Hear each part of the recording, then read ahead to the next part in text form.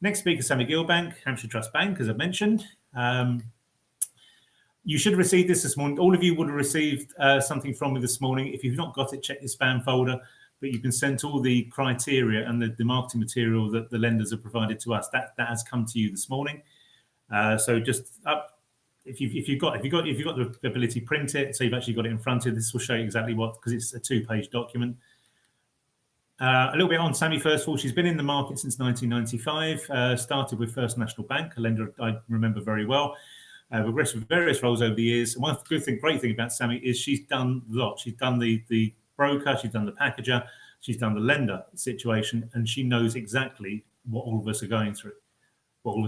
And she's an absolute real asset to our business, a massive asset. Seen loads of changes over the years in a variety of roles she's held, given an all-round understanding from a borrower, broker, and lender perspective. It's not all work. She has a passion for music, listening, not playing. Sammi goes to many live concerts and loves the theatre too, something she's really missing in these strange times. She's still not appeared as a speaker, so I'm going to have to waffle a little bit. I'm not quite sure what's going on. But my IT team next door would no doubt be sorting it. So Sammi has now signed up to the Walk 1,000 Miles in a Year challenge, all walking to be done outdoors. She's currently on track, but a long way to go yet, which I think is absolutely brilliant. Probably the longest I walk at the moment is probably from my house to my car, or maybe occasionally just wandering around Tesco's. So that's what we've got. Now, Sammi's still not appeared. So that's her first slide. So, as I said, it's the only thing that can really go wrong on these normally is the obviously relying on technology. So Sammi has now disappeared, now reappeared, and I'm hoping now that we can add her as a speaker. Bear with me.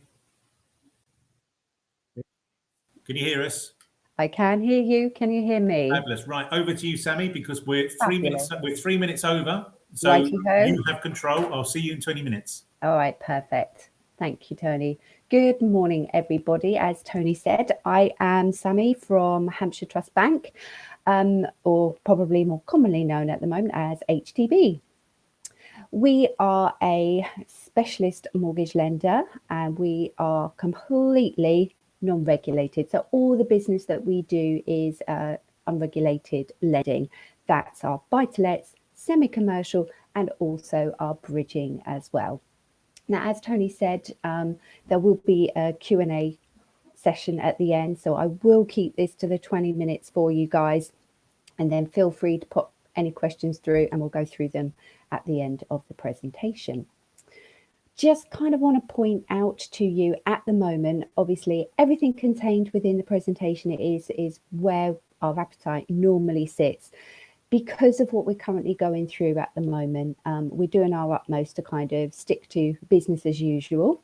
But I will point out where there's any kind of tweaks or changes in our appetite that have purely been a result of COVID and the lockdown.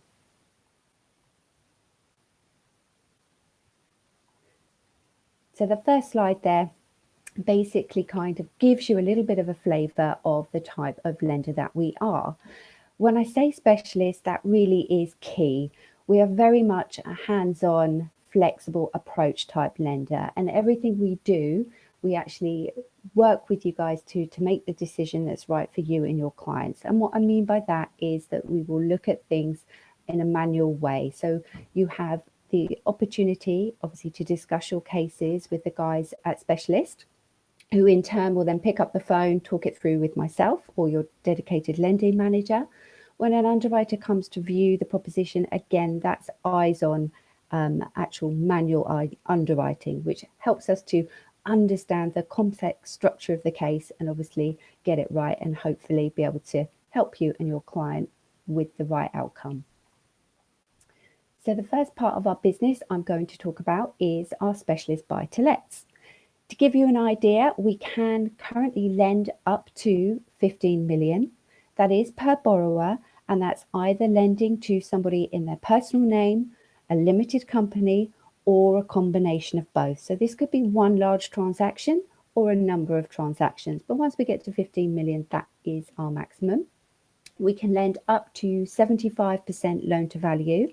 Our arrangement fees can be added on top, provided we've got the rental coverage to allow it. Currently, we have no maximum age. So essentially, we could take an application from someone who was 75, 80 years old and give them a 10-year term. We've got no minimum income requirement apart from our first-time landlords, but I will come on to that shortly for you. And we only have 2 and 5 year fixed rates. So a very, very simple approach and simple kind of product range, which is easy for everybody to understand. Sorry, just moving on to the next slide. One moment.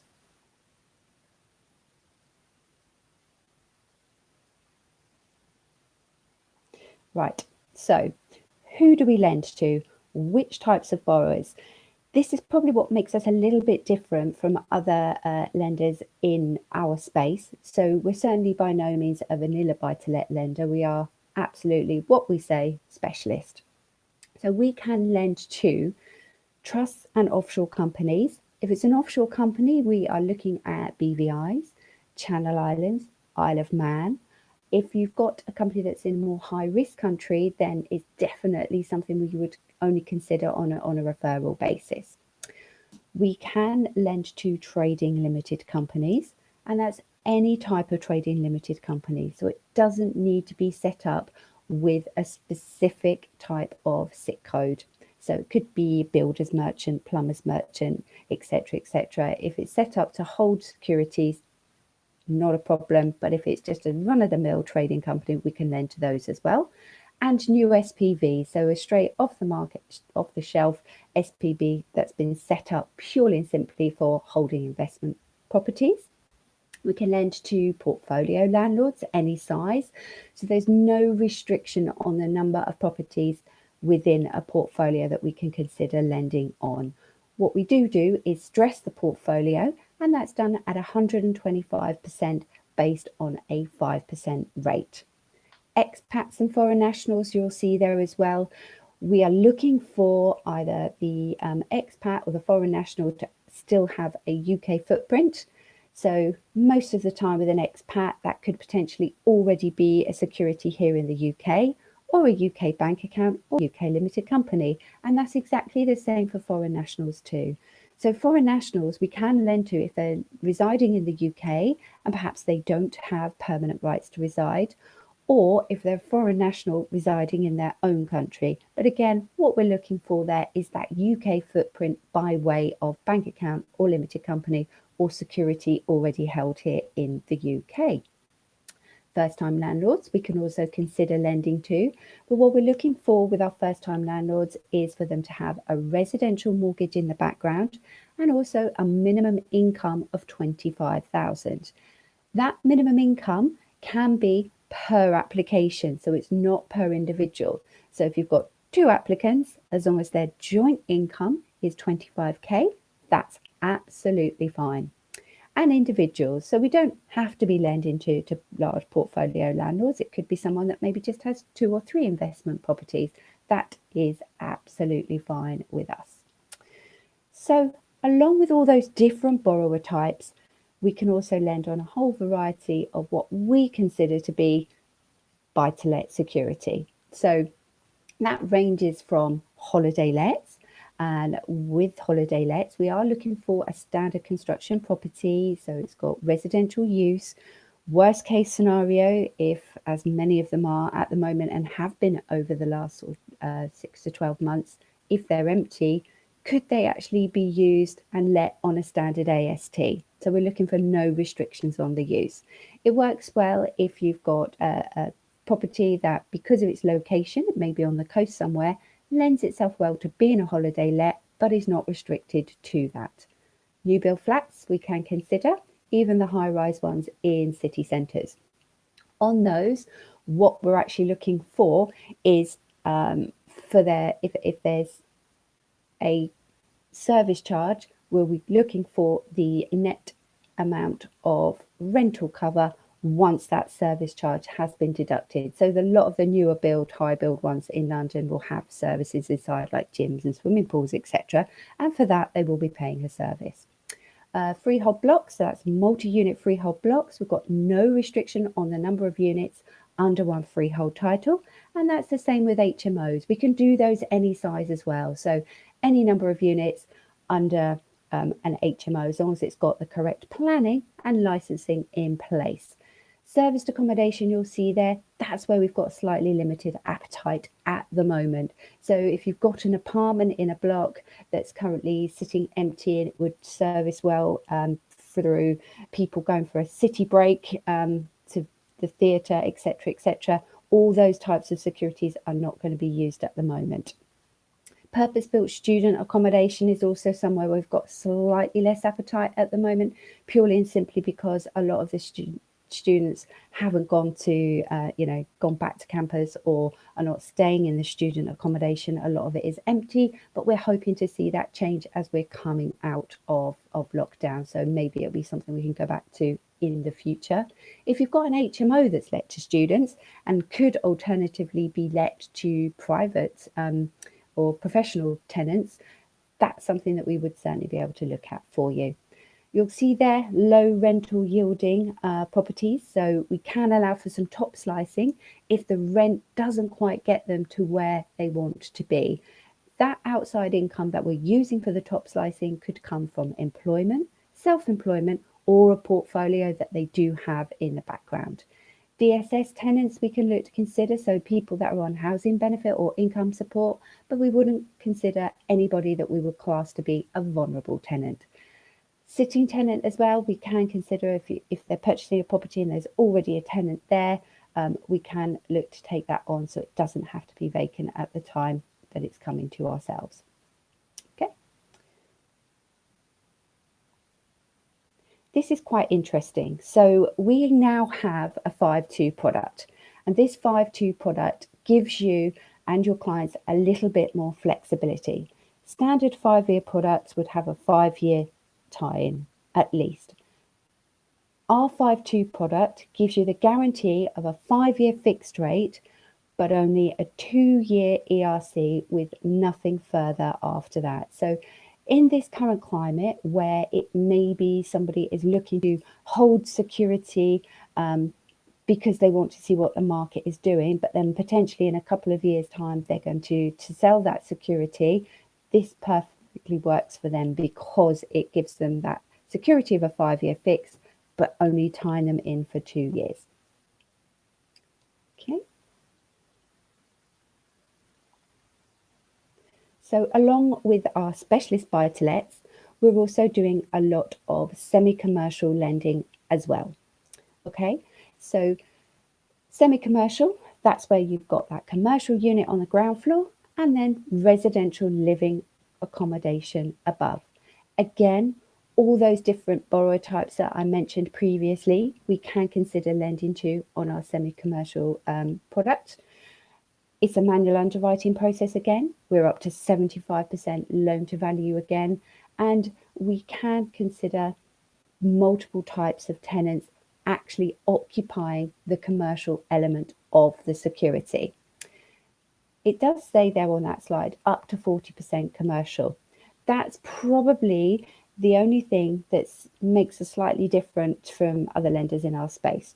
We're looking for at least 60% of the overall property value to actually sit within the residential part of the security. And as I come on to the next slide, I'll give you a good example of that. So there you'll see that circle on the right hand side. Essentially, if we have got a security where the total value is 300,000, we will ask the valuer to confirm that the residential element has a minimum value of 180,000, equating to 60% of the overall property value. Hopefully that makes it clear. What this allows for is for us to keep our pricing slightly lower because the main part of the security is weighted more heavily towards the residential. On the left hand side there, you'll see a list of different businesses that we can consider occupying in the commercial part of the security. So that ranges from offices, shops, restaurants, takeaways, fast food outlets, so on and so forth. Also worth noting at this point, when we are lending on flats above commercial, if they're on their own long leasehold title, we have no restriction as to what is below adjacent to that security. So we can lend on flats above restaurants, takeaways, fast food outlets and the like. So we don't have any restrictions there. We will allow for first time landlords to purchase a security that is a semi-commercial. So again, as long as they're meeting that minimum 25k income and they have a residential mortgage in the background, we can consider first time landlords on our semi-commercial product. And with semi-commercial, it's always based on either 5-year fixed pay rate at 125% coverage, or if you're opting for the 2-year fixed, it's pay rate plus 2%. Okay. And the last part of what we're doing, so to give you the whole package, we've got the residential, buy-to-lets, semi-commercial, and then we also do some short-term loan lending as well. We can consider that on both semi-commercial and residential buy-to-let securities, and we will typically consider it for things like auction purchases, refurbishments, or a traditional bridge the gap where they just need the money quickly but they do have an exit set up. It may be that high street bank has taken a long time to put together a facility for them, so they'll come to us in the meantime to get the money out quickly, and then they will redeem our loan by way of that high street facility when it becomes available. As you'll see there, our rates are very keen on our short-term lending, starting from 0.55 a month.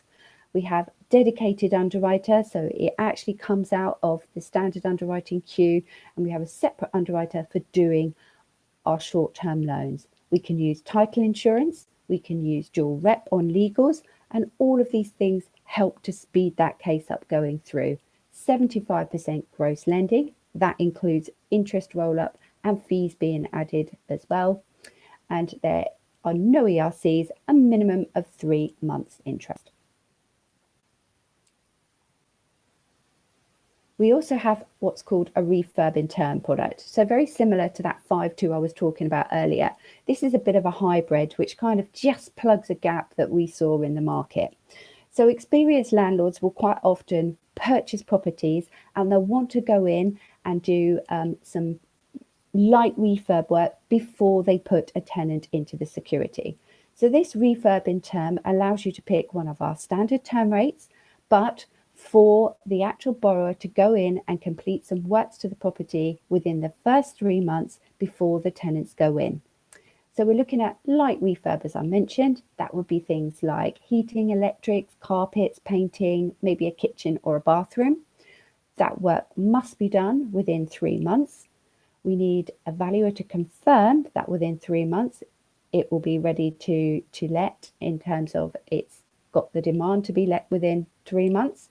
And the actual borrower themselves must be able to show us that they've got ability to service the loan for the first 3 months. But as I say, standard rates apply, and we're allowing for that security to stand empty whilst they're doing these works during the first part of the term loan.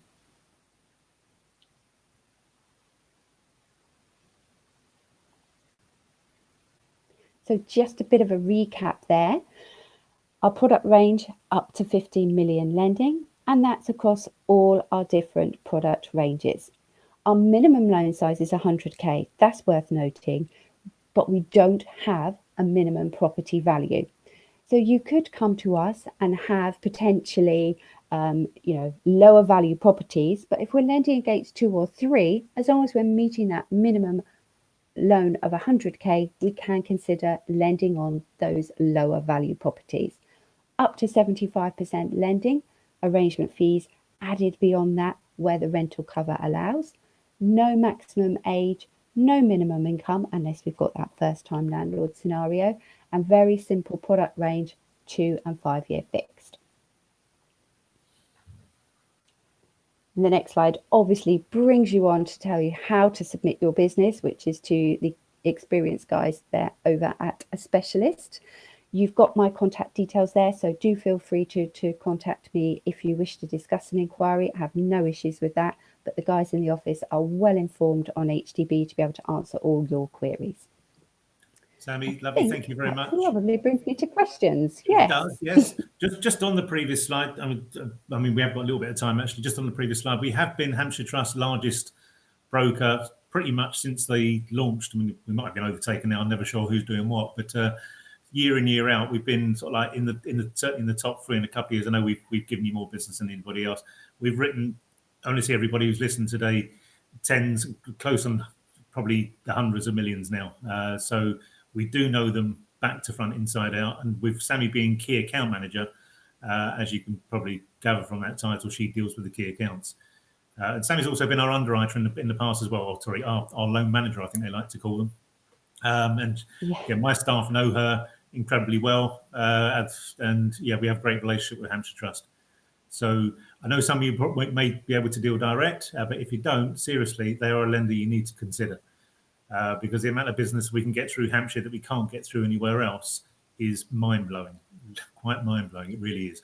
So anyway, on to questions. We haven't got any questions from the delegates. So Sammi, you've obviously covered every single thing possible. So I'm sure there's probably something. I'm going to start pointing out. Here's a couple of questions that you've actually said to ask if there's no questions. So if you've already covered these, then it's not my fault. Do you have a minimum loan size? Oh yes, we do. 100k, which I probably just mentioned actually. You did actually, yeah. So as I said before, we don't have a minimum property value. So that means, the lower value properties, especially if you have landlords that potentially have got portfolios that are in the north where property values are lower but really high yielding. If we're taking 2 or 3 of those lower value properties together and we're getting our minimum loan size of 100k, then that's absolutely fine. Okay. The next question that you also gave me was, do you have a minimum property value, which you just answered in that previous question. So in that previous preempting, yeah. And that's all you gave me, Sammi, unfortunately. So right. I'm definitely trying to think of some questions to ask you, because we are 7 minutes. We've still got another 7 minutes. So I'm just trying to think what else we could ask. How do you look at expats? What's your expat criteria? So essentially, everything that we do just follows our key criteria. So there's nothing additional that we're actually looking for from our expats that we wouldn't want to see as part of our standard process. So we don't have additional income requirements unless they're falling into that first-time landlord category.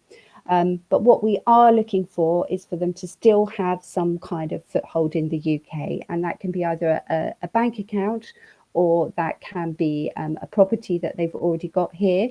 Something that I get asked a lot or does come up on inquiries a lot is if they're an expat and the security that they've got in the UK was previously their residential and they don't have any other buy-to-lets, regardless of the amount of time they've moved out from that security and lived abroad, we wouldn't be able to lend on it because that would fall into a consumer buy-to-let for us. So it sounds crazy, but if they moved to Australia 15 years ago, but they did live in the security they're looking to bring to us and they don't have any other buy-to-lets in the background, that is not something we would be able to consider. Okay. It quite amazes me, consumer buy-to-let, within the FCA handbook, I think it's given about 2 paragraphs on consumer buy-to-let. So, of course, it means that every lender has interpreted the rules differently. Yes. But the FCA seems to have forgotten that one of the things they laid out as whether something would be a regulated mortgage contract many years ago was whether the customer was resident of the UK or the EU. That was, and if they're not, they would not be classed as a regulated mortgage contract. As whether that's still the case or not, I've looked and I can't find it, but it certainly used to be. So, but everyone, Sammi, we've got a question. I'm happy to say, Pete Turner. Hi, Pete. Hope you're well. Hello. Hi, Sammi. Are you happy to refinance onto a buy-to-let from a bridging loan and capital raise against the increased value if the client has improved the property? Subject to valuer's comments confirming, that the works that have been carried out and what that increased value is, yes. I would say as a general rule of thumb, we're probably looking to meet them halfway. So we wouldn't allow them to take everything back out, but we could certainly look to let them take some of the monies back out. So it depends on obviously the value of the property, how much they've spent on the works, how much that's increased the value by, and obviously what they're looking to take out. But we can allow for a day one remortgage as well. That I know wasn't part of the presentation, but certainly if they're coming off a bridge and it's only been on the bridge for a couple of months, we've got no minimum time that it needs to be held before we can consider it as a remortgage. And that's a very important one, in that you can bridge, you can do pretty much, sorry, not bridge, you can do a day one refinance pretty much if need be. Oh, Rachel has asked a question. Sorry if already covered, joined a bit late. What is the maximum age you would consider income for Rachel, they don't do regulated mortgages, by the way, but the client is a director of his own company, no employee. So yeah, Hampshire Trust are purely a non-regulated lender in the buy-to-let and semi-commercial and a little bit of bridging space. But Sammi, what is your, just want to cover the maximum age criteria? Again, I don't know if you already covered that. We don't have one at all. So essentially they could come to us 75, 80 and we can still consider. What we're always going to ask for is a succession plan. So they just need to tell us what that is. We're not seeking evidence of it, but just a rationale of what they expect to happen if anything was to happen to them. Okay, and we do have somebody typing. No, that's Rachel saying perfect. Okay, thank you, Rachel. Okay, we don't have anything else. Sammi, you're about a minute and 45 seconds short. I can't think of any more questions to ask. I'll make sure we ask more questions next time you're on one of these, which will probably be in about 6 weeks' time, I imagine. We'll come up with some really technical stuff as well. Just test your knowledge. Okay, Sammi, thank you very much, as always. Thank you, Sammi. Virtual round of applause, please, for Sammi. And we'll now go on to our next speaker. As you see, our next speaker is Darvish Heshejin, there you go, from Selina Finance. Just before he starts, Selina Finance have basically come out of a product. When was it? Just a few weeks ago, just before Christmas. That is unique in the second charge market. It's very rare that we actually, I'm able to say that. Probably the previous time I've been able to say that, it was only 2 times in the last 30 odd years, I've been broken within the second charge market. One was 1997 when a lender came up with 125% loan to value. And the second one was when a lender came out, launched without a rate card. So you had to actually input the client's details in every single case you got. And they were offering rates from stupid amounts. But this is the third one we've had. That really has been unique and a game changer in the marketplace. So you should have received this by email. For those of you that joined after 10 o'clock and didn't hear my initial bit, you would have received an email from me and with all the lenders criteria. So you should have something that looks a little bit like this. A little bit about Darvish, first of all. He's the Vice President of Growth at Selina Finance. You can probably tell from that they are, I believe, an American-backed company. I've got American people because they've got VPs, which is good. Overseeing distribution, partnerships and marketing, Darvish and his team have been responsible for launching 3 flexible lending solutions. Current focus is on scaling the distribution efforts for Selina's home equity line of credit product, the Home Flexi Loan.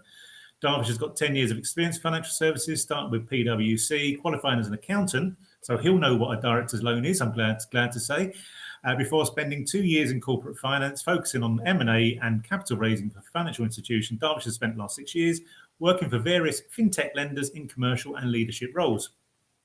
His claim to fame: Darvish travelled and lived in China for over a year before he started working in Beijing in 2010, which was around the time of the World Cup. Darvish was approached in a cafe by a TV crew by the Chinese equivalent of Soccer AM for an interview about footballing icons. Long story short, he appeared on Chinese national television answering various questions, football and non-football related, about footballing legend Maradona. Not sure how many viewers he had, but he guesses at least a few million. If it's China, it was probably more than a few million. I'm glad they didn't ask me my thoughts on Maradona because it wouldn't have been fit for broadcast, to be honest with you. And I'm old enough to remember the cheating git. So there you go. Are you going to be doing any part of this in Chinese? I presume you do speak Chinese. Absolutely not. No, my Chinese is terrible. Excellent. We don't have any Chinese delegates, so it will be no questions about Maradona either. Yeah. So, but okay. Looking forward to this one, everyone. So pay attention. This one's an important one because it's something completely different in the marketplace. So, Darvish, over to you. Fantastic. Thank you very much, Tony. And yeah, it's great to be here. Thank you for the introduction. I'm Darvish from Selina Finance. I'm going to talk today about our new home flexi loan, which is our regulated consumer second charge product. We launched it very quietly at the end of last year, just before Christmas, as Tony alluded to, and we've been sort of slowly growing our distribution in the first quarter of 2021. I'll just go on to the subject. We're going to talk a little bit about Selina Finance, a brief history, how we started, a view of the product, the product terms, and how it works. It's a very unique version of a second charge loan. So it is actually structured as a credit facility for the first 5 years. So I'll talk about how that works, some classic use cases that we tend to see, and our USPs for both brokers and customers. So Selina started in 2019. During the summer, we entered the market in the unregulated lending space, so lending a similar product to business owners. So we can lend to limited companies and we lend to people, individuals for business purposes. And we also have a credit revolver for portfolio landlords. At the end of 2019, we submitted our application for the FCA regulated lending permissions. We were expecting our permissions to come back middle of 2020, but of course 2020 happened, so it didn't quite happen. But we were delighted to get our permissions at the end of last year, which allowed us to launch into the regulated lending space. We spent the majority of last year building our sort of tech-driven platform for the home flexi loan. We continued lending throughout the COVID pandemic on our unregulated products as well. The majority of last year was spent building the platform for the product I'm about to talk about today. And yes, last year, Q4, we launched it with selected master brokers, including SFS. So on the terms of the home flexi loan, I'll just go through these very quickly, but we do loan or credit limits up to 1 million. We talk about our loan in terms of credit limits. It's because it's not a lump sum loan that the borrower takes all in one go. They can draw it down as and when they please, which I'll talk about how that works in a second. Rates start at 3.95%. So that's for our 65 to 70% LTV product. I believe on a 5-year fix that we've got, 3.95% is the most competitive rate in the market. Rates go up to about sort of 4.5% on higher LTVs. The maximum term is 30 years. Now, the overall term can be, 15, 20, 25, 30 years, whatever the borrower wishes to take. But the first 5 years of the home flexi loan is a credit facility. We call it the flexi loan period. It's a period where a customer can draw and pay back into their facility as and when they please, with huge amounts of flexibility. We have fixed or variable rate options. So we have a 5-year fix. There is no ERC on the product as well, so there is that inherent flexibility to pay it back as and when is needed. A customer can even pay down their balance and have the facility sitting there at a 0 drawn down balance and draw down on it again months later. So there's lots of flexibility in this type of product. We mainly rely on home track or our own desktop-based valuation. So about 90% of our loans are done without the need for a physical valuation. So we have very, very generous confidence score thresholds on home track. We'll also do loans up to 1 million based on a home track report. We've got one going through right now, which has been based on our own AVM. So we really try to get deals through without the need for a physical valuation, but obviously we do see properties from time to time that are probably more rural that do need a RICS. But yeah, the idea about Selina is we want to get cases through as quickly as possible, and so we rely heavily on AVMs and home track. Each product comes with a 995 product fee. and we do second and third charge. There's no rate loading on our third charge product. We don't see a huge number of these deals, but we do see a fair few we've seen a fair few of them on our unregulated product. We're starting to see them now on our regulated product, but there is no rate loading on third charges. So I'm going to move on and talk about how it works. I've talked about 30-year term, and I've talked about the flexi period. I'm going to illustrate that and talk about how that works. So this chart here shows a facility. It's a 25-year facility, and in those first 5 years, you've got a day one credit limit of 75k, and you've got a customer slowly flexing their balance up to 60k in the 5th year. So in those first 5 years, that flexi loan period, this is where the customer can draw in and out of the facility. It's very, very flexible. It's sort of almost like an overdraft. The credit limit will amortize down slowly over time. Obviously, the longer the term, the slower the rate of amortization. We know as well as you do with second charge loans, majority of the facilities will get consolidated within sort of 2, 3, 4 years. But with our facility, the customer has a lot of flexibility within the first 5 years should they want to keep it open. So for the first 5 years, they can draw up and down. There's no additional fee for drawing down, and there's no fee for paying back into the facility either.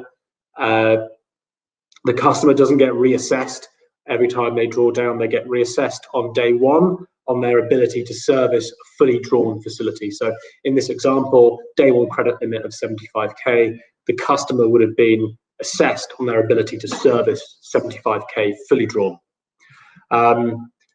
After 5 years, you'll see these sort of grey bars here. The loan will revert onto a standard term loan. So we call this the residual loan, but that loan will be the loan balance at the end of year 5 will simply crystallize, and then the flexibility ends, and the amount is just paid off on a capital interest basis until the end of the term or until it's refinanced. There is still no ERC in that product. There's no ERC across the product in any of the years. So hopefully I'll get some questions on this. I tend to get quite a few questions on the structure of the facility because it is very, very new. So what type of use cases do we tend to see, and how are we marketing this product? Because obviously, you see a lot of term second charge products being marketed towards debt consolidation and home improvements. We can actually open up our product to lots of different use cases where it might be useful because of the drawdown facility. I will also note that the facility can be used as a second charge loan as well. Customer, all they need to do is draw down 100% of their facility, and then it's a term loan. So it has the dual, I guess, purpose of being a credit facility as well as a standard term loan, if the customer so wishes. We've got plenty of cases in our pipeline right now that are just standard debt consolidation and not some home renovation. And then we've got, drawdown use cases. So what drawdown use cases on this slide? Home improvements, staged home improvements. So the average deal size we tend to see, average case size we see here is sort of 90 to 100k. So big property renovations where actually the customer doesn't need the funds all in one go.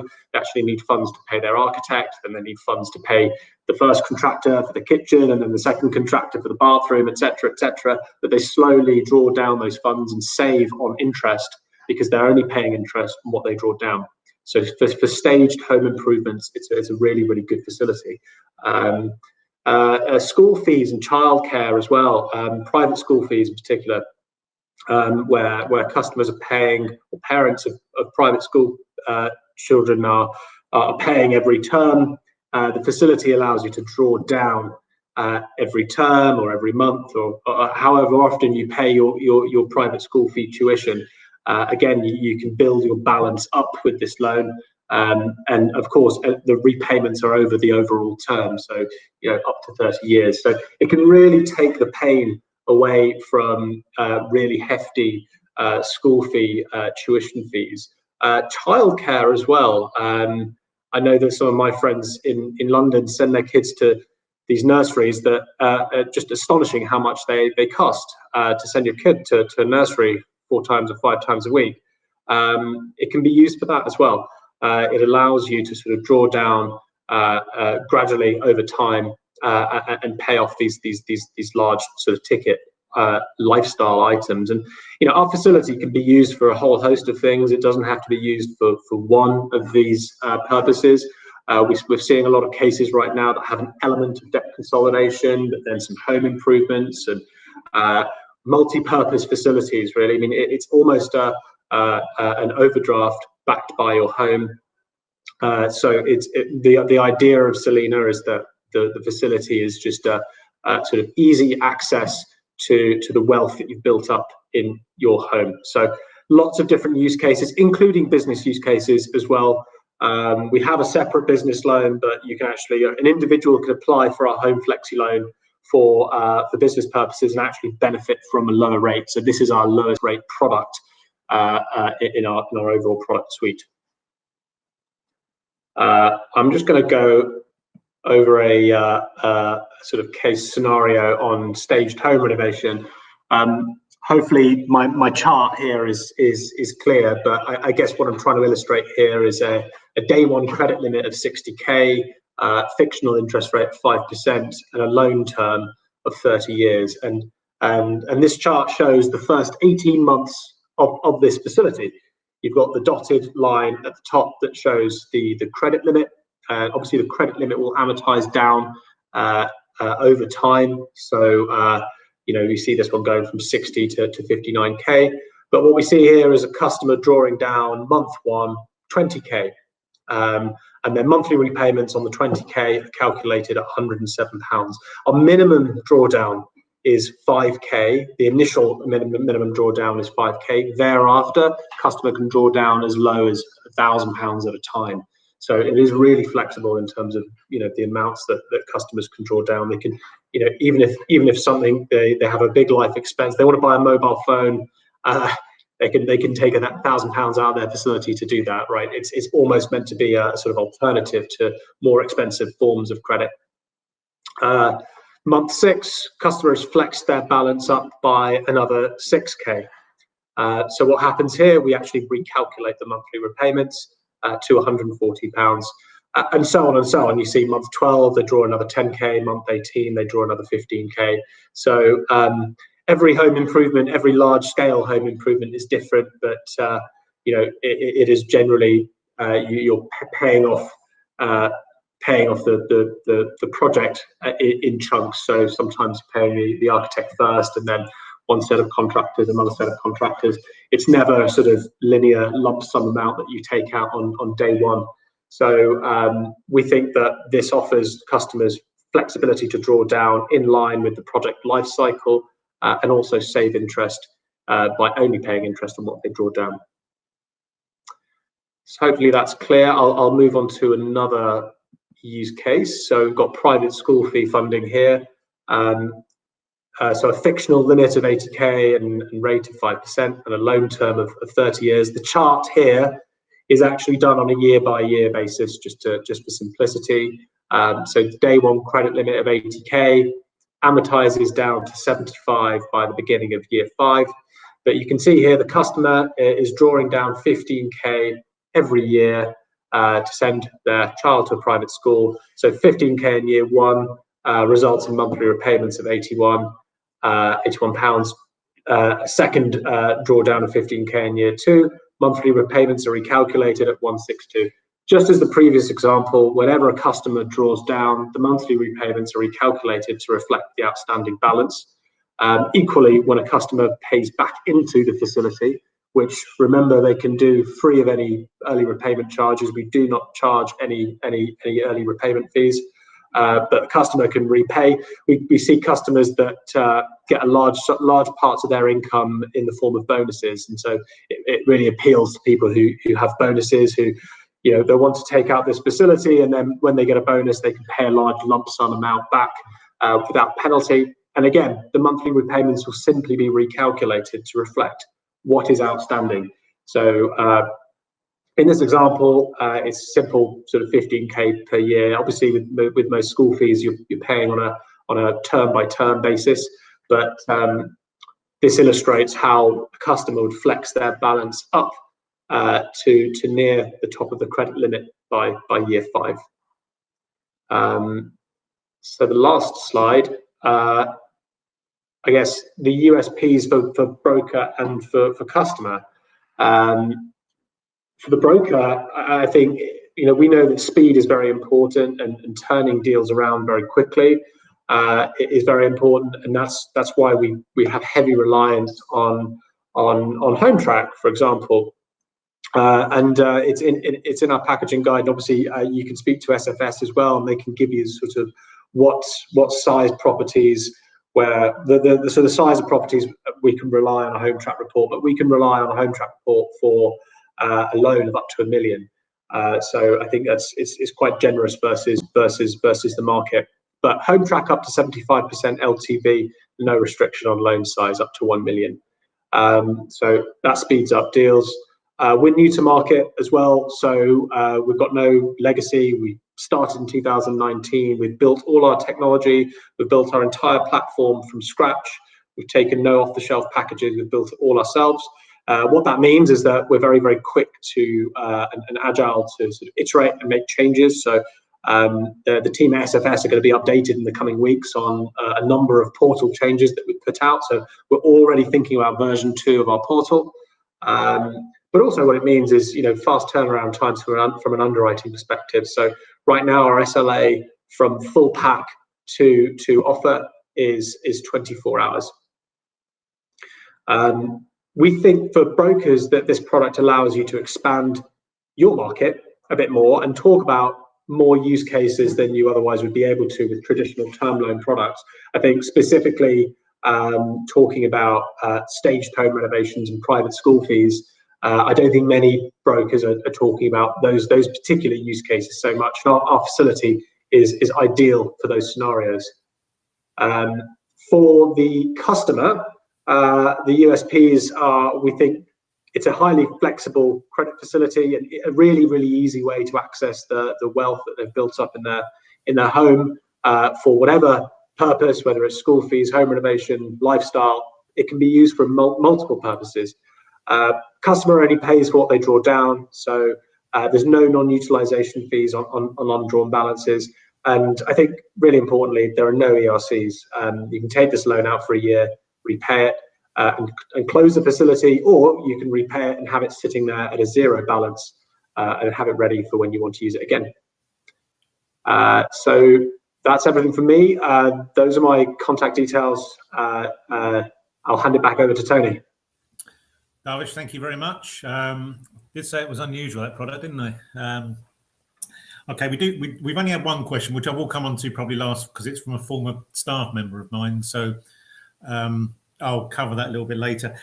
These are some questions that Darvish has actually set himself. So again, not my fault if he's already covered them. Is there a charge if the client does not use the full facility? No. No charge at all.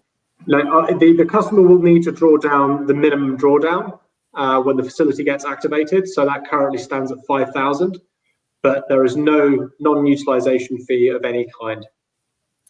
Okay. Second question: is there a minimum balance that the clients need to leave after 18 months to keep the facility open? No.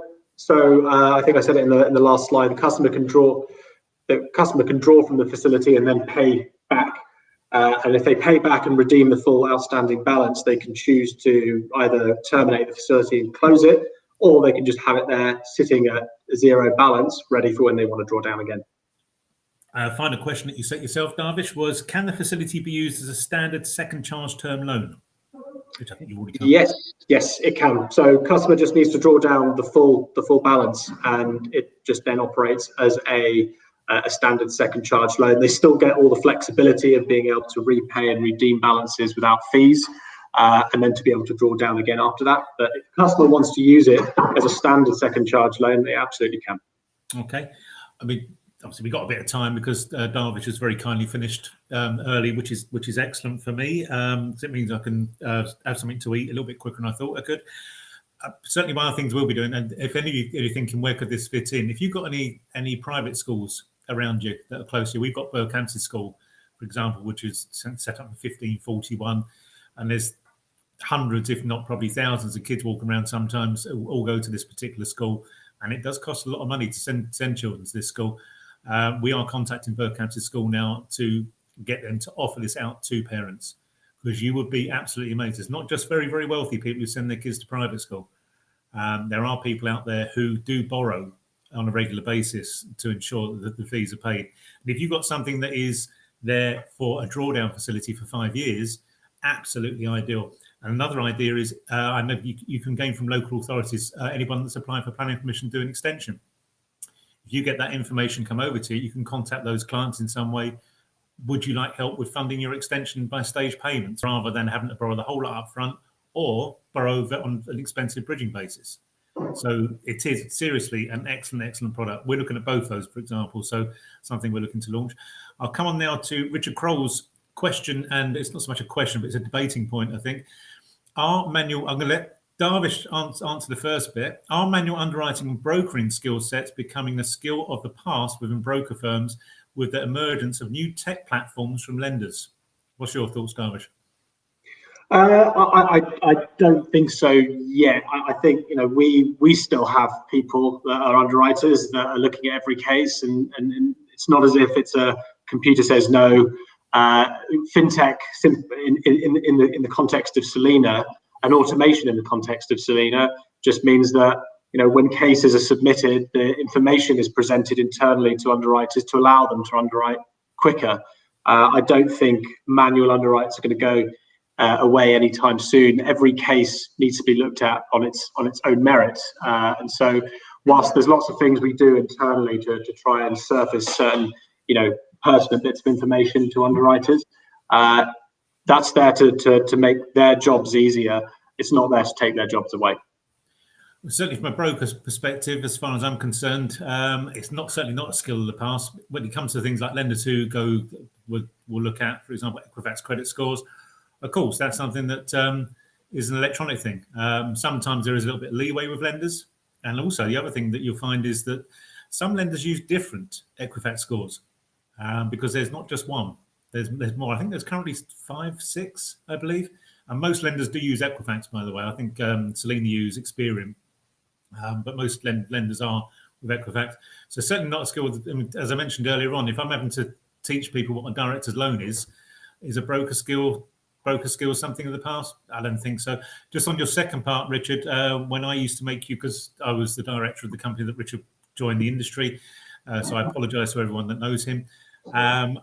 I would make him fill out an orange third-party request form. It was only him. He was the only member of staff that was made to do that. Nobody else whatsoever. But it's purely because of the amount he used to send me. So then he's just put lol, thank you. But certainly on your first bit, no, brokers are here to stay as far as I'm concerned. I don't think we might see at some stage in the future a lender that is purely automated. But that's just not the nature of the beast. It really isn't on second charges. Never has been, never will be, as far as I'm concerned. Right, we are 10 past 11. Darvish, thank you very much. There are no other questions. So that's it from you. What we'll do now, everyone, is take a 10-minute break, come back at 11:20, and we will then have our next speaker. And so just time for, I'm going to go for a quick cup of coffee. And like I said, I'm going to have a biscuit because my stomach is telling me it needs feeding. So see you all very shortly. Brilliant. Thank you, Tony. Cheers. Thank you. So our next speaker is Josh Knight from Octane Capital. Just looking to check the haircut. Yeah. Looks like you've actually got the same haircut as you had this time last year, Josh. I'm not going to ask how you're doing that unless you're now traveling all the way to Wales or Scotland for a haircut. I've really no idea at all. But we won't cover that for various reasons. Okay, so we're working again. Okay, everyone, you should have received this morning. Buy-to-let product guide. As you can see, semi-exclusive. Not many brokers have got this. I'm very pleased to say, because we are a broker that does have access to it and has been very useful, certainly over the last year. After Josh did his first presentation last year, one of the brokers that attended, one of the attendees, sent over 2 deals he'd had sitting on his desk for quite some time, and those 2 deals, when they eventually completed, earned him over 25 grand. And he had no involvement whatsoever. And he was delighted, as you can imagine. So a little bit on Josh, first of all. Josh joined Octane February 2018 from Mariana Capital, where he was head of sales. His 10 years experience, probably a bit more now, because I think this was written last year, Josh, in managing intermediate relationships across private equity and property finance with GMAC, Octopus Investments, Mariana, and now Octane. He has a real passion for property finance, having been exposed to a startup packager and lending businesses from a young age, enjoys the challenges the specialist property market presents, and likes to work on difficult scenarios. His interesting fact, this does deserve a little virtual round of applause. In May 2020, Josh completed 5 marathons, and that's an actual run, and not what used to be called a Snickers bar, by the way, in 7 days, and raised over £4,500 for NHS charities together to support NHS workers and volunteers on the front line of the coronavirus pandemic. Josh, I've said this before, brilliant. Obviously, 5 marathons. Good God. That's a lot. That's a hell of a lot. But no, absolutely fantastic. And our next speaker actually done something similar as well, but we'll come on to his. But I'm not stealing your thunder there, Josh, in any way whatsoever. Absolutely fantastic effort. So we will immediately go on to Josh's presentation. Josh, over to you. Thank you very much. So hi everybody. My name's Josh. I'm the BDM at Octane Capital that looks after the relationship with Tony and his team. Really appreciate the opportunity to talk to you all today. Hopefully it is useful. 30 seconds just quickly on Octane, for anyone that doesn't know anything about us. So we are a specialist, unregulated lender. We are just over 4 years old now. And although we're a sort of newer entrant to the market, we've lent close to £1 billion. We employ 30 members of staff now. So we're growing and lending pretty aggressively. I think one of the reasons that we've been able to scale so quickly is that we're well funded. So we're a joint venture with a hedge fund called Pamplona Capital Management. They own a significant stake in our business, and they provide us with the funds with which we lend. So that hopefully gives you, a comfort on the security of the funding. One of the biggest areas one of the growing areas for us is buy-to-let. When I first joined Octane, we were mainly a bridging lender that did a bit of buy-to-let. But over the course of the last 3 years of me being at the company, I've noticed that buy-to-let is now a really core part of the business. It makes up just under half of the funds that we lend. And I think you can condense the reasons that people use us for buy-to-let into 2 main reasons. The first is that we don't stress test. So unlike pretty much every other buy-to-let lender in the business, in the market, we don't stress test it at all. We only need 100% rental cover at our pay rates. And the product of that, very simply, is that we can often lend more than other lenders. If you compare us to somebody that needs 125% rental cover, often their loan to values are restricted, especially on low yielding property in London, for example. The second is we're a non-mainstream lender. We're not interested in the 2-3% end of the market. We like difficult borrower scenarios and difficult property scenarios, the types of deals that mainstream lenders don't like. And I'll give you lots of examples as we go through the presentation. So as Tony mentioned, you should all have our product guide, which has got lots of information in it, but I'll give you just a few headlines to start with. We lend throughout mainland England, but we don't lend anywhere else. So we don't have much appetite for Wales. We don't lend in Scotland. We don't lend in the Channel Islands, etc. We lend on residential property, and we have some appetite for semi-commercial property as well. And we lend on all types of residential property: flats, houses, multi-unit freehold blocks, HMOs, the full spectrum. Our minimum loan is 150,000. We offer a 5-year term product, but we don't charge ERCs in the final 2 years. Our starting rate, so our cheapest rate, is 4.99% with 1% deferred, which gives a pay rate of 3.99%. Now, I'll just spend just a minute explaining on how that actually works. The interest, so we defer 1% of the interest rate to bring the pay rate down, and we only need 100% rental cover at the pay rate. Your monthly payment is based on, in this case, the 3.99% pay rate, and then 1% per year is added to your loan balance. So if you stayed in for the full 5-year term, there would be 5%, 5 years worth of the 1% deferred, added to your loan balance. So your redemption figure would be that much higher. But the good news is your monthly payment is much lower because it's based on the pay rate. So I'm not going to go through this in lots of detail because you've got the product guide and it's got everything that you'll need to know in it. But what you'll notice is that we have 5 different products here. We call them waves 1, 2, 3, 4, and 5. And the idea is the more complicated a case becomes, the higher the interest rate. I would, for the purpose of the presentation, I would ignore waves 4 and 5. We're not seeing many deals that fall into that category, and 99% of deals can be catered for within waves 1, 2, or 3. It's worth noting at this point, by the way, as Tony mentioned, these products aren't available to the most of the market, so you'd need to come through Tony or one of his team to get access to them. Waves 1, 2, and 3 all have a 5-year term, and you'll notice that the ERCs tail off and fall away completely in the final 2 years of the term. So you can exit without penalty after year 3. We always defer 1% of the interest rate with these first 3 waves, but you'll see that the rate nudges up by 0.5%. And I'll give you some examples as to which types of deals fall in which rate. The key thing is, though, we never stress test. We only need 100% rental cover at our pay rates. And that can have a massive, massive influence on loan to value. And I'll give you an example in just a sec. But this is really the most important slide of the presentation. This is what I would like you, or would hope that you think of Octane for when you have a new inquiry come across your desk. On the left, you have borrower types, and on the right, you have property scenarios.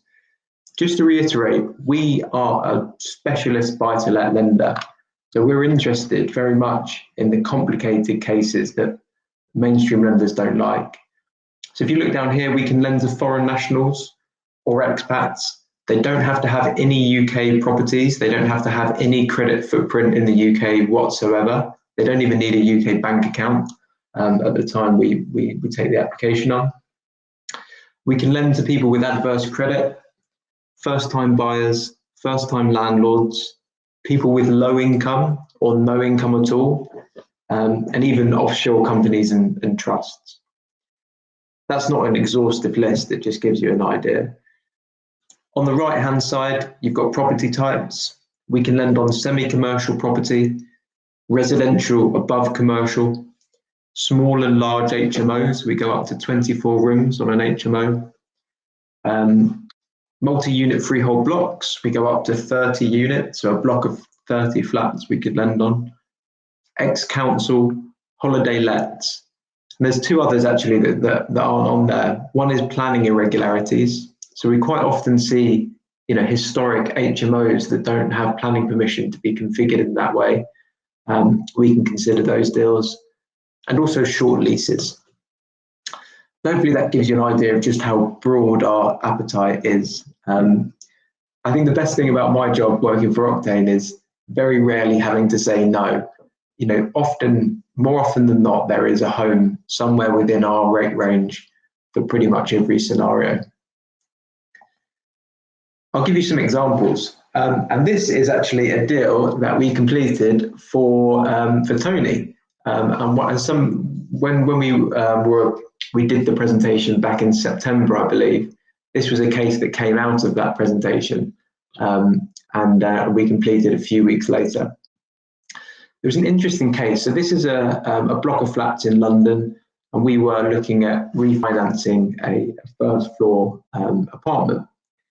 What was quirky about the case is that the freeholder of the block had sold the airspace to a developer, and the developer was adding 2 additional floors to the property. And as a result, our borrower had reduced the rent that was expected from the tenant to compensate for the fact that there was disturbances caused by the build. So as a result, even for London standards, the yield was very low. On a £2 million valuation, the yield was 57,600 per annum. Our borrower needed 65% loan to value in order to clear the current charge. So we lent a 65% loan to value, no problem. This borrower featured on our cheapest rate, 4.99%, 1% deferred, giving a pay rate of 3.99. Only needed 100% rental cover at 3.99, which is the crucial point. 5-year term, no ERCs in the final 2 years. So if you look down here at this table, this is really interesting because it really sort of highlights how much of an influence stress testing can have on net loans. So if you've got a lender, just a hypothetical lender here, lending at 4.25% with 140% rental cover, based on the property's low yield, the maximum that they could lend in this scenario would be 48% loan to value. Based on the figures outlined, at 3.99%, which is our pay rate, and only needing 100% rental cover at that level, the result is that we were able to lend comfortably at 65%. We could have lent up to 72% based on those numbers. So just a fairly slight difference in structure of the product can have a massive influence on loan to value. And obviously, in this scenario, we had to lend at 65%. Otherwise, it simply wouldn't have worked for the client. So for low yielding London property, and it doesn't quite fit in terms of rental, this is potentially a good solution for your clients. This is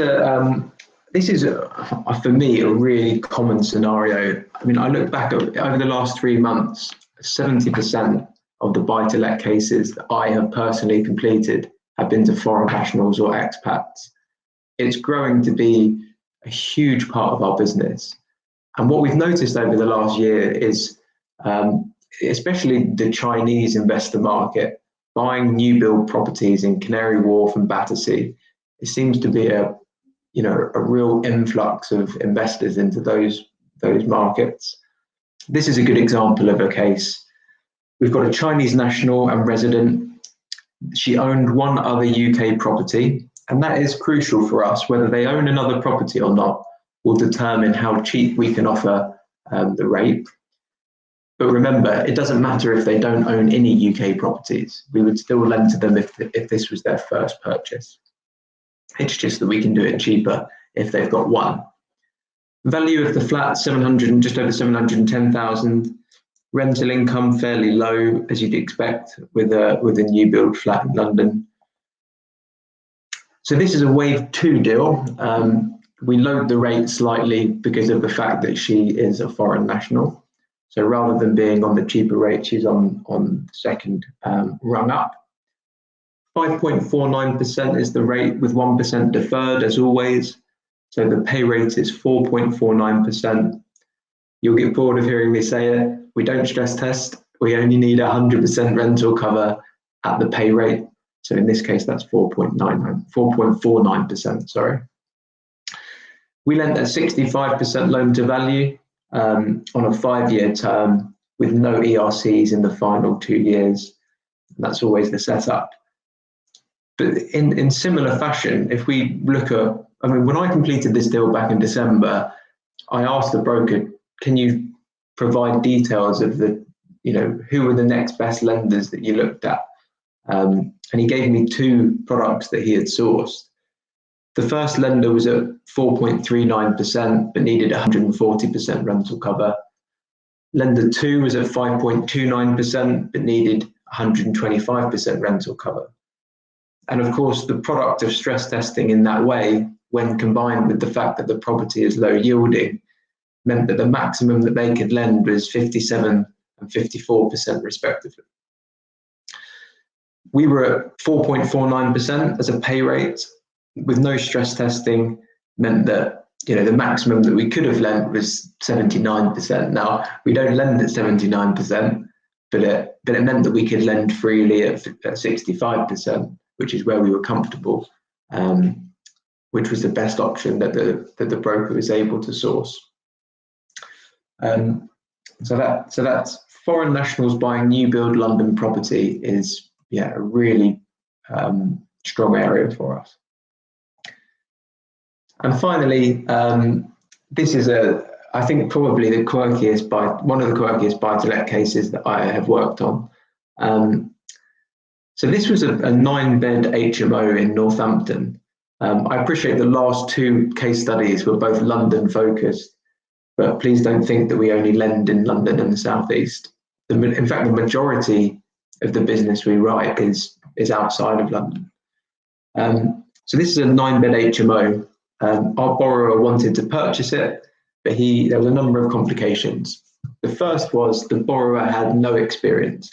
He didn't own any UK properties at all. He was a UK resident, but he lived with his mum and dad. They had no experience in buy-to-let whatsoever, let alone large HMOs. It got worse. The next complication was that there was no planning permission.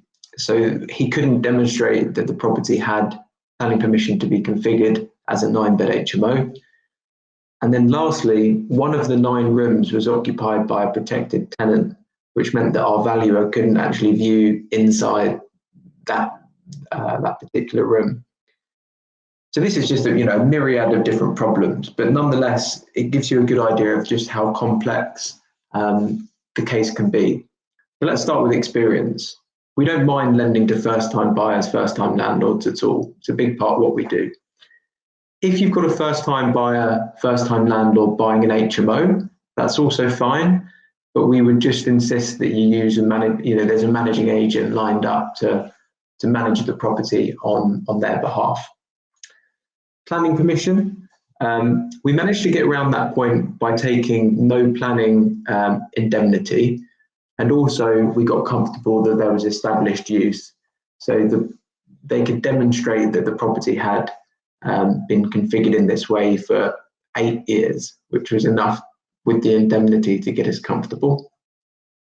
And finally, the room that we couldn't get inside, well, we just had to take a view on that. We sort of thought worst case scenario, but there's nothing else we could do about that. We saw it in 8 of the 9, so that was just about good enough for us. So again, with a complicated case like this, large HMO, first-time buyer, first-time landlord, planning issues. So this went on wave 3, which is 5.99, 4.99. As always, 100% rental cover, 5-year term, no ERCs in the final 2 years. And in this case, we lent at 65% loan to value. We'd probably have gone to 70 if needed be, but the borrower had a sufficient deposit. Hopefully those 3 cases give you an idea of the sort of spectrum of complex cases that we can help with. Difficult borrowers, difficult property scenarios, low yielding properties, and deals where the rental cover isn't sufficient to justify a big lend. Just before we come on to questions, as I mentioned at the start, we're not just a buy-to-let lender. It's a part of what we do, but we also offer short-term finance. So bridging, residential refurbishments and developer exits are also a big part of our business. And Tony and his team are really familiar with what we do in those spaces too. So if you do have any shorter term funding requirements, please do speak to one of Tony and his team. Questions, if anyone has any. Before you go on to questions, Josh, I should have mentioned this before. With all the lenders that present at our shows, we have now a space on our website that contains all of the lender documentation you require. So for Octane, for example, you can go on to that particular link, lenders.specialisthub.co.uk/Octane, and it has everything in there. Tariffs, even down to the tariff of fees that they have. application forms, up-to-date application forms for individuals and companies. If you want to give the advice, the Octane decision in principle form, and if you don't want to give the advice, our decision in principle form, so basically everything you need is there. Or of course, you can just go old school and pick up the phone and speak to one of our team. We do have a couple of questions up. Well, actually, no, we don't have any questions from any delegates, but here's some that you prepared earlier, Josh. So you sort of answered this, but I just want to confirm. Can you lend to foreign nationals who are also first-time landlords? Yes. So yeah, as we mentioned before, that's probably one of the most common cases we see. Foreign nationals buying their first investment property in the UK. Absolutely fine. They don't have to have any footprint here whatsoever. Quite often they don't even have a bank account, and that's absolutely fine with us. Our view is that we're an asset-based lender, so we're not too fussed about borrower profile. Okay. Do you have a minimum income requirement? No. Well, so for our cheapest rate, Wave 1, we have a £30,000 minimum income requirement, but that can come from any source, including property income. But for all other waves, we don't have any. So quite often we lend to people with very low income, or in some cases, no income at all. As long as we can get comfortable that they have the funds, sufficient funds to cover rental voids, then we're good to go.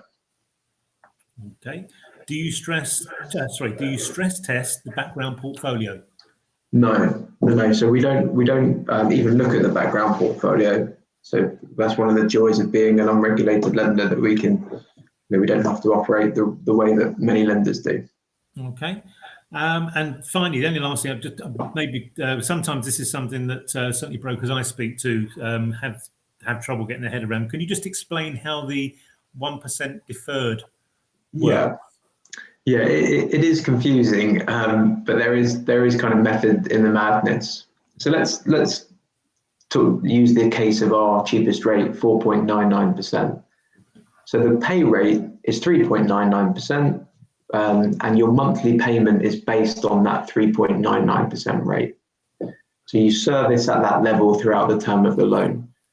The missing 1% per year is just added to your loan balance, non-compounded. So 1% of the gross loan times the number of years that you have the loan for will be added to your loan balance. So your redemption figure will just be, if you stay in for 5 years, 5% higher. Okay, and since probably most of the stuff we seem to be doing is in the London area with the low rental yields, we all know what happens with London property and the rate of increases that we see, recession or no recession. And honestly, if any of you haven't used Octane before, you really are missing out, because there will be clients you're turning away that you can help. And Josh mentioned that example, that 1.3 million deal that we did with them last year. The broker on that, and that was literally, he had 2 cases on his desk. This was the second one that he put over to us. Since that time, because he was so impressed with not just the way we acted, but also the way Octane worked on this case. I did actually say after it completed, it was actually the best sort of like offer to completion process that I'd seen in many, many years, which a director at Octane asked if he could sort of like put across social media. And I said, absolutely no problem at all. It really was outstanding. In that their underwriters were actively chasing both solicitors as well as we were as well, but they were actually chasing. And then when they were coming across something that was a problem to the solicitors that wasn't a problem to them, they were saying, okay, we don't need to worry about that. So the whole process was absolutely seamless. So just on the basis of those 2 deals, that broker has since given me over £30 million worth of business. And some of the deals he's given me are going mainstream lenders that he's just not been able, that he's not really involved. He's a wealth manager. So it's not stuff he's involved in, but he's now actually going out to his clients and saying, guess what? I've got products now that I can really offer to you that are of benefit to you. So now I haven't got any more questions because we've answered everything, and we are 15 minutes ahead of time, which is unheard of. The last one we did, I was actually fighting with the speakers to actually finish on time. So this one today, everyone's finished early. So it's absolutely amazing. Josh, thank you very much indeed. Nothing else to cover. So you get an early lunch, which is good. Okay. Thank you very much. We will speak to you soon. Our next speaker is Christian Gugolz from MT Finance, who are our bridging lender for today's session. You should have received this by email this morning, something that looks a little bit like this. We might have slapped our logo on the one that you sent, but you'll receive this. This is our up-to-date matrix. A little bit on Christian, first of all. He joined MT Finance from the loan brokerage Amiga Loans, where he focused on the development of its commercial bridging and secured loan business. Christian started his career at a legal recruitment company before moving to a commercial outsourcing solutions firm, where he held the position of National Account Executive. Covering London and the southeast of England, Christian is responsible for introducing new brokers to their panel in this region, as well as strengthening MT Finance's existing relationships. Although Christian has been our BDM now for quite some time, we've still not met him face to face because I think it was literally just as lockdown started. So looking forward to actually meeting him, because I've realised this morning I haven't actually shook the hand of anybody for now almost a year, which is when we went into lockdown. It's actually quite crazy. I've not shook anybody's hand for a year now, which is strange. Christian hasn't appeared yet as a speaker, so I'll then come on to his interesting fact. Firstly, surprising fact maybe that he was born in Switzerland. That was the only one that Christian gave us. So, as I always do, I then stalk anybody that doesn't give too much away. He's also a big Supertramp fan. Thanks, Tony. Nothing wrong at all. One of his brokers said on LinkedIn, having Christian as your BDM is like ordering 10 chicken nuggets and getting 11. There you go. Depends on who the chicken nuggets are from, I suppose. But if they're good quality chicken nuggets, absolutely. There is one bit I'm going to add, because Christian, I know he's very sort of modest about the next one. Christian was the brains behind last year's LinkedIn Golf Bucket Challenge. You might, if you're a regular on LinkedIn, you might have seen this being shared everywhere. That took place during lockdown, raising more than £8,000 for the NHS heroes. So between the last two, Christian and our last speaker, they've raised a lot of money for the NHS over the last year. So another virtual round of applause, please. So Christian, it's now hopefully over to you. I will see you in about 20 minutes. Can you hear me okay? I can hear you absolutely fine. Good stuff, excellent, thank you. So I had a few issues there, so I just had to log off and come back on again.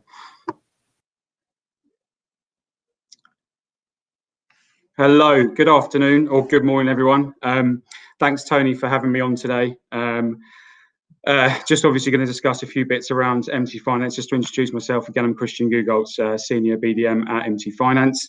Those of you who don't know who we are an unregulated bridging finance lender. Also just recently entered the regulated market as well. I'm not going to go into too much information on that. If you want to go, I'll talk about that offline if anyone wants to.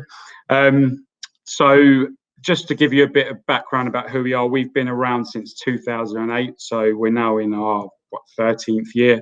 For MT Finance stands for Mutual Trust Finance. We're all about kind of relationships and ensuring that we build those relationships with our brokers and clients. I think that's one of the most important things when it comes to this particular area, because there's so many lenders. It's a very competitive area. You have to build that relationship up. We're around about 32, 33 staff now. Over the years, the guys have built a very good brand, which has led us to win around 20 odd awards for service excellence for best bridging lender across a number of different publications. We've got 4 directors, 2 of which are the owners, which started it off. We've got Josh Elash and Tom Arabudi, and then the 4 BDMs as well, myself, including 3 others covering the entire country. And I actually started 4.5 years ago, and I was the only one for about 18 months, and there's now 4 of us, so it's good to have more of us on board. Oh, gone a bit far there. So as I just said, we've got over a decade of unregulated bridging. Started in 2008. We originally started as what you called kind of a non-status lender. We aren't necessarily non-status anymore, but we are kind of an asset-backed lender, which I'll come on to in a bit more information shortly.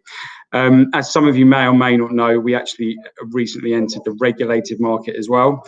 We started back in November last year, so we're very new to that. We started off with a very limited panel to ensure that we got it right, and we were doing things by the book, as so to speak. We've recently opened that panel up as well. Due to compliance reasons, I can't go into too much information on that at the moment. So if anyone does want to talk to me about the regulated side of things, then please do get in touch offline or get in touch via Tony, and we can have a discussion around that. So what makes us different? It's very difficult to be different within this market because it's I think most bases are covered when it comes to how to how lenders work, rates and processes, etc. So we like to kind of say that we are a traditional bridging lender. So sort of 5-10 years ago, when you had a lender in the market, you would be lending based on assets as opposed to underwriting the client too much, which just kind of makes it slightly easier. So we are what you call a traditional bridging lender with the rates to match, hopefully, as well. So we base all of our lending on the asset. We don't really underwrite the client as much. So we're not looking at your affordability, your income, that type of thing. We'll try to take a sensible, pragmatic approach. And what I generally say is we take the common sense approach. So we have obviously a product guide. That product guide is there it is literally a guide. So we can look to go outside of that, and we are having conversations as opposed to a computer says yes or no decision. So it's always worth picking up the phone to us, sending an email across with information, even if you think it sits outside of criteria, because we can take a pragmatic approach to try and make sure that we can help you and your clients wherever possible. There's too many occasions, I think, where people are turned down for loans or for mortgages when it's simply maybe a couple of CCJs that are outstanding for a mobile phone payment that's missed, those types of things. So we're very happy to take a common sense approach on that. We have a one-page new inquiry form. I don't know how long you guys probably spend, how much time you spend filling out forms of your day. So it's very easy from your perspective. I appreciate, obviously, you have to do your due diligence on your client and get as much information as you possibly can. But from sending information to us, we have a one-page new inquiry form, which just details the address, the value, the purpose, any outstanding mortgages currently, the term, and what their exit's going to be. That exit is probably one of the most important things on there, so it's always important to send that over. And alongside that, which I'll come into a bit more information onto a bit more later on, is the stuff that you need to send across with that is very, very minimal. Fit for purpose, transparent terms. And when I say transparent, it is very transparent. There are no hidden fees. So when we send you terms out, that effectively covers everything that will be paid. We do work off retained interest most of the time. So you see the retained interest, you'll see the legal fees, you'll see any admin fees that are being carried out, and it's all there in front of you when we send it over. You'll be pleased to know we have no exit fees or ERCs on any of our loans. We have a 1-month minimum term as well. So if you take out 12 months and you only have the loan for 2 months, you're only going to pay 2 months interest. So very, very straightforward. So your clients have got the peace of mind that if they do exit the loan early, then they aren't going to be paying any fees on that. Types of borrowers, we look at all types. So you've got your personal borrowers, which is the majority, LLPs. We'll also look at limited companies, expats, foreign nationals, and also we'll look at offshore companies as well. So we've done a few kind of BVI purchases, BVI companies, Jersey, all types of different areas as well. There's a few we won't touch, but we are generally okay with offshore companies. And the speed and the service are probably the main area for us. We haven't always been the cheapest on the market. I think you remember a couple of years ago, there was a bit of a rate war going on. I think most lenders dropped rates. We kind of stuck to what we knew. And it's having the people in our company that make it happen, and those underwriters with legal experience. We actually have one of our owners. He is a lawyer by trade, which effectively means that when we're looking to make commercial decisions on the legals, he can jump in and make that decision. We're not heavily reliant on our solicitors there. So that speed, service, and transparency is key for us. As I said at the beginning, we try to build relationships to make things happen. So just to give you a bit of an idea on the parameters, I won't go into too much detail, but as you can see there, we cover all types of properties, so residential, semi-commercial, and commercial. Majority of what we do is residential. We cover first and second charges on that basis. We have recently increased our max loan to value up to 70%. I think you'll know that obviously throughout lockdown there were many lenders dropping their loan to values and sometimes increasing rates as well. We did drop down to 65% for a few months. We have now increased back up to 70 on first charges, with rates starting from 0.65 up to 0.85 at 70%. Second charges, we are staying at 65% gross, rates starting at 0.69 up to 0.89. For those of you that don't know as well, we do cover second charges for business purposes. We have a lot of second charges coming through our books, particularly over the last year or so when people are looking to put money into their businesses. I know people have been struggling, obviously your smaller businesses have been struggling, and they just want that small injection into the business, either to buy stock or to purchase machinery or something like that. Even people looking to get into the buy-to-let market, second charge for a business purpose on a main residence is very, very popular. Appreciating a lot of people don't necessarily want to lend against their main residence. It is a popular option. We can go up to 65% on that, and that can be any business purpose as well, even things such as a business tax bill. So those second charges are actually around about 40% of our business at the moment. It's always worth picking up the phone. If somebody doesn't own any buy-to-let properties, then you can always look at those options as well. Semi-commercial.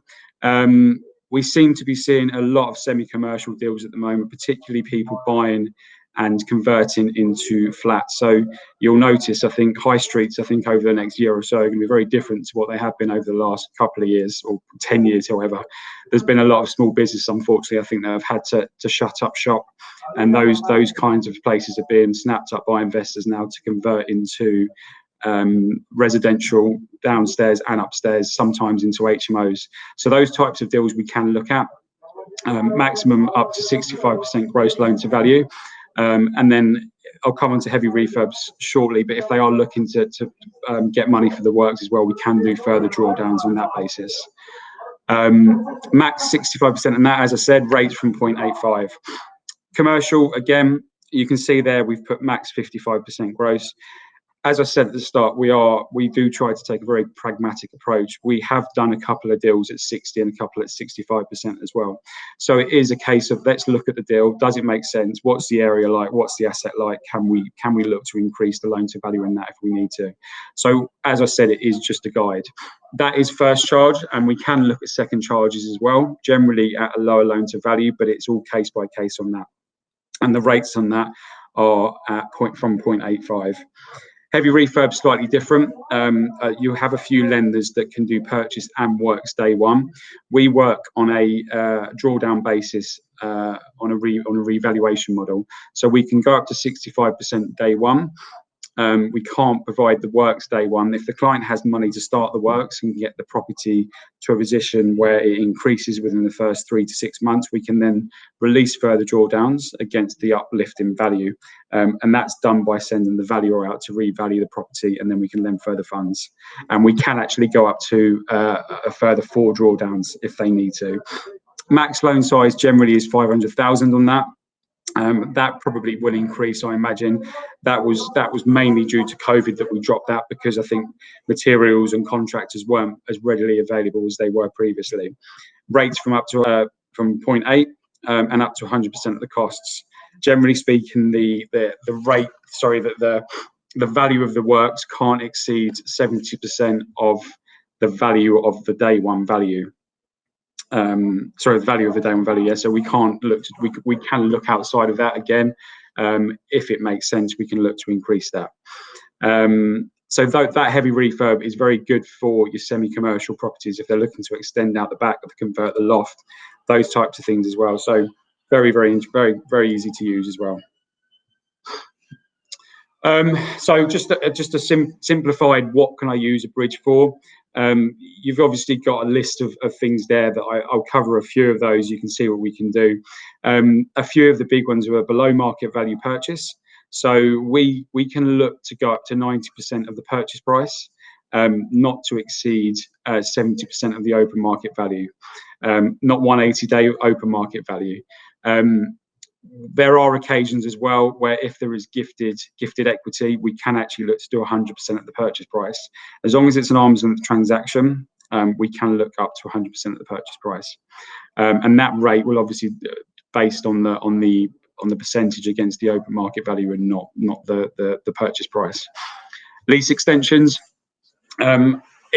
we can look at short leases, which is why that's on there. So I think the lowest we've ever gone is 7 years, bearing in mind that the client will have to extend the lease on drawdown of the funds. The other bonus about this particular type of loan is that we can lend on the value of what the property will be once the lease has been extended. So if you're currently sat at 25 years, for example, and the property's worth 300,000, if the property is going to increase up to 500,000 on the new lease, we can lend on that 500,000 as long as that lease is extended on drawdown of the loan. Capital raising, a big one for us. I think probably most bridging lenders will do a lot of these on a regular basis. Again, we can capital raise across all types of properties. We can capital raise against multiple properties as well. I think we've done up to 32 once it was.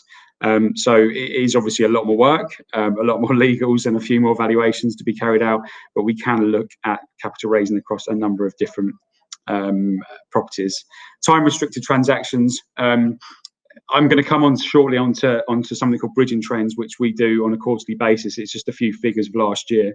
So generally, average turnaround time for us, from our perspective, is around 2 to 3 weeks, depending on whether it's residential, commercial, first or second charge, but 2 to 3 weeks, and you'll be surprised at what the average turnaround time was for bridging. I think last year, many of you may be surprised, some of you might not be.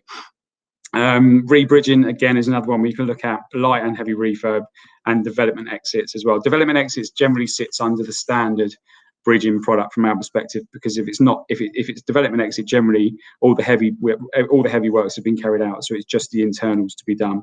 So that would fit on our standard product.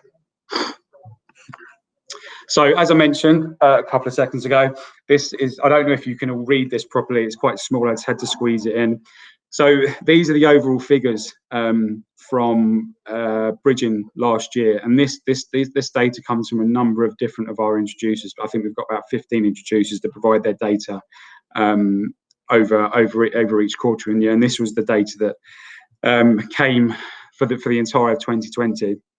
So as you can see there, the average completion time was 50 days in 2020. Basically, that, I mean, obviously that's gone up from 3 days in 2019, but it's very important. Obviously, you have a conversation with the lender before you look to go forward with them, because it can take a lot longer than you're originally expecting. As many of you know, that if you have done bridging before, a lot of that will depend on the third parties, so your valuers and your solicitors. From our perspective, we can get terms out within half an hour to an hour. We can get an offer in principle out within a couple of hours. Bridge and loan purpose, again, still the main reason last year was investment purchases. Second main reason, a chain break, and the third, you're looking at business purposes and refurbishments, and obviously your regulated finance is separate there. But there's a number of different reasons why people will use bridging finance. Average term 12 months. And you can see the average interest rate there as well. Interestingly enough, it actually went up Q2 last year, obviously just as COVID was coming into the main time of it, and then towards the end of the year it actually dropped back down to 0.72. So you can see that lenders were obviously moving with the times, with what's happened with the market. I think perhaps obviously during Q2 and Q3 there was a number of lenders that dropped out of the market as well, so that may have well be why it increased. And just to move on to the process, I think probably have one of the most simple approaches within the market. As I mentioned before, we are an asset-backed lender, so there's a number of ways you can apply. You can apply via the phone, over an inquiry form on the internet, or you can just send us an email. As I said, generally speaking, indicative terms, we can get to you within probably 15-20 minutes, as long as we've got the information that we need. We can base that off an email with your standard information, such as your valuation, your value, your address, any outstanding first charge mortgages. So it's a very simple process just to get indicative terms. If you want to go to offer in principle, we just need that one-page new inquiry form. On the back of that, we generally get an offer in principle out within 2 business hours. It's definitely worth noting that offer in principle is subject to valuation and legals only, and is effectively fully underwritten and fully credit backed. So as with most lenders, we don't have a credit team at the very back end. So valuation and legals are carried out, and most lenders will then obviously underwrite the client, which we don't actually do. We don't look at their income and affordability. So you go straight from legals. Once they're done, we'll then look to go to drawdown. So very, very simple. Valuation reports are typically produced within 3 to 5 working days, slightly longer if it's a commercial report or semi-commercial report. As soon as the client's paid that, we'll instruct that within 24 hours, normally a lot sooner than that. Solicitors can then obviously be instructed as soon as the client's paid the legal undertaking. And then once those things are all completed, the funds then released. And that total turnaround time is around, as I said, 2 to 3 weeks. A lot of it is dependent on how quickly the solicitors work. It's very important most of the time that the client does have a solicitor that is familiar with bridging finance. There are a number of occasions where clients will want to use family solicitors, which is absolutely fine. They might not have the experience, but it will take probably slightly longer. We do ask that the solicitor they're using does have at least 3 SRA approved partners, generally speaking. Just a few case studies for you here. I won't read all of it, but just to kind of give you an idea of the types of deals that we can look at. So client obviously required 400,000 to complete a semi-commercial purchase at auction. They only actually had 3 weeks to complete the transaction. So obviously they were running out of time, or they were going to lose their deposit. We managed to provide obviously an offer in principle. Solicitor was working from home, but actually arranged to meet with the client to sign the document. So this was one that was happening throughout lockdown. And just in 10 days, we actually provided a £400,000 loan at 0.75 over a 17-month term. So not only did that mean that the client was able to purchase the property by the completion date that was required, or they would have lost their deposit, we were able to give them plenty of time to carry out the works on the property, which would then enable them to actually sell the property at a higher value. And then repay the short-term loan, just the loan to us to receive a sustainable profit. So you can see there 3 weeks to complete on a transaction like that, saving the client's deposit. Nice, straightforward deal from our perspective. And there are a lot more of those going around at the moment, particularly as I said earlier, with the retail market the way it is at the moment. Second charge. Again, very, very easy option from our perspective. Client needed funds to complete works on an investment property. The lender they had originally used pulled out on the day the loan was due to complete. So as you can imagine, most of the legal work was actually carried out already. So we were straight on the phone to the client solicitor to find a solution. At the time, it was COVID as well, so we actually accepted a document witnessed by a third party, which was couriered from our lawyer. From our to the client to his lawyer, and then we were able to get a retype of the valuation report from the previous lender as well, and that was run alongside an audit from one of our panel surveyors, just to obviously ensure we were comfortable with the valuation. So we were actually managed to get that loan completed, no exit fees, no ARCs, and no personal guarantees, and that happened in just 3 days. So if you do have an occasion where a lender does actually pull out at the 11th hour, we can use everything that's been used already to try and get that completed as soon as possible. Obviously, the client then was able to complete and get the works done, and obviously sell the end property at a higher value. Again, as I said earlier, we can do seconds on a main residence as well. So if the client didn't have any equity in this particular property, but they did in their main residence, we can look to do a second on their main resi to complete the works on this property, and then obviously refinance or sell the investment property to pay that loan back. And just finally as well, barn conversions. Now, we don't do a huge amount of these, so it's always worth picking up the phone to have that conversation. This particular one, the client purchased a barn for an SPV, and required a sum of 236,000 to develop it into three dwellings. So they basically just needed money to do works on it. So we initially provided a loan of £160,000 at 40% loan to value, and then we were then able to fund the remainder of the works in stages. So again, as I said, for up to 4 further drawdowns, we can release further funds in stages. And I believe that is it. So any questions, then let me know. It is just, again, like that, the previous speaker, anything you need for MT Finance, just go to our website. It's got everything you need to download there. If you want to discuss any cases, just call the team. They're waiting for your call. Or you can email them, bridging@specialisthub.co.uk. We're going on to the questions part of the thing. Now, there's not been any questions asked by any of the delegates, Christian, but... I'm not sure it's a good thing or a bad thing. Well, maybe you've covered everything, or maybe they're off getting a sandwich. Who knows? Who knows? It's just gone 12 o'clock. But here's some questions that you prepared earlier, and there's one I've actually added on just to clarify one thing. Right. So, how are MT Finance preparing for the coming months? That's an interesting one. So, obviously, the last year or so have been a bit of a strange one. So, we haven't been able to go about our day as normal. I sat down with our director, and as BDMs, obviously, we want to start getting out and seeing people as soon as possible. We are slowly kind of filtering back into the office. I think it's important for smaller lenders such as ourselves to be around each other every day and have those discussions about what's going on. So we are slowly getting back into the office. And as soon as the BDMs start going out, we're probably actually going to start taking COVID tests every single week to ensure that our brokers are comfortable with us going to the office. So we want to make sure that everyone who is meeting with us is comfortable to do so. So I think that's probably going to be one of the main preparations, is taking those tests on a regular basis, providing the results of those tests to the brokers that we're going to see, and making sure that they're comfortable with us going to see them.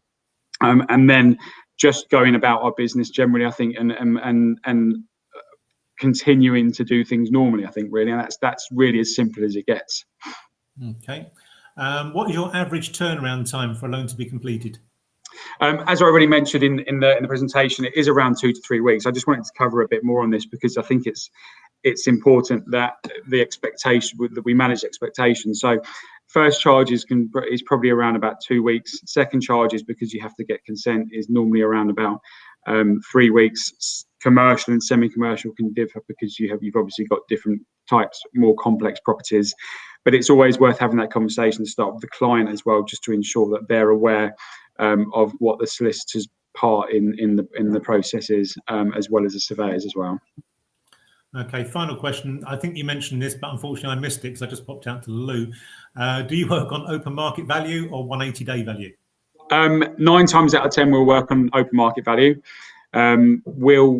We will often, I say often, every now and again we'll work off 180 depending on what the type of the property is. But it's always worth noting that we will tell you what we'll be working off day one. So if you come to us with a deal and it is going to be 180, we'll tell you, but generally speaking, it is open market value. Excellent. Okay. I have no more questions. The delegates don't seem to have any questions. So, and we're 15 minutes ahead of time, which is great. So that means I can either talk slowly in my next bit, or we all finish early and I eat 15 minutes earlier than I thought I would do. Christian, thank you as always. Thank you very much. For your time. Cheers. Can't wait to meet you once all this nonsense is over. Fingers crossed. You're welcome in our office because quite a couple of people have had their COVID jabs in the office now. I'm getting mine tomorrow. Right. The rest of them actually seem to have had COVID. So, good stuff. Here we are. Fantastic. Appreciate that. Thanks, Tony. Thank you very much indeed. Cheers. Take care. Thanks, guys. Okay, well,